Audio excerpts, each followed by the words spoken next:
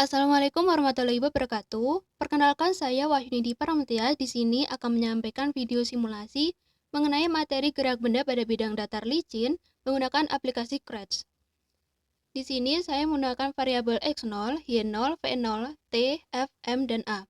Di mana x0 ini merupakan posisi benda awal di sumbu x, yaitu saya beri nilai negatif 160, kemudian y0-nya sama dengan 0, v0 atau kecepatan awalnya 7, t atau waktu adalah 0, kemudian f atau gaya 0,1, kemudian m atau massa 0,05, a atau percepatan menggunakan rumus f per m, karena f-nya 0,1 berarti 0,1 dibagi m-nya 0,05.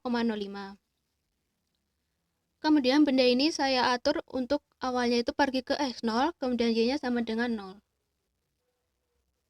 Nah, karena ini gerak benda pada bidang datar licin, kita menggunakan rumus V0T ditambah 0,5 dikali AT kuadrat. Dengan sebelumnya ditambah X0. Lalu, benda ini saya atur untuk pergi ke xt, dan y-nya sama dengan 0. Nah, mengapa y-nya sama dengan 0? Karena gerak benda pada bidang datar itu tidak mengalami perubahan gerak di sumbu y. Artinya dia hanya bergerak di sumbu x.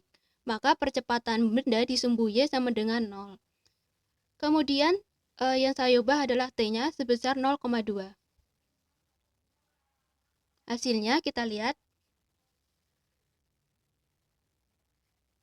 Nah, kita ulangi.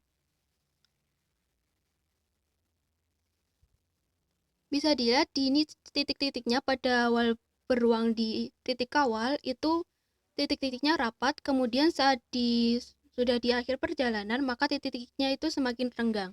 Nah, titik-titik ini menunjukkan jarak beruang kutub per satuan waktu. Artinya, pada di awal titik-titiknya itu masih rapat. Nah, artinya jarak yang ditempuh beruang kutub per satuan waktu itu lebih kecil dibandingkan di saat beruang kutub ini sudah berada di akhir perjalanan.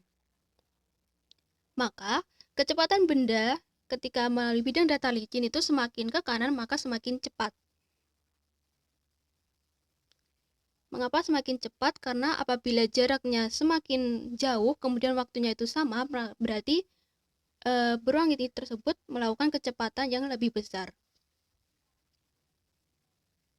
Sekian yang dapat saya sampaikan, semoga bermanfaat. Wassalamualaikum warahmatullahi wabarakatuh.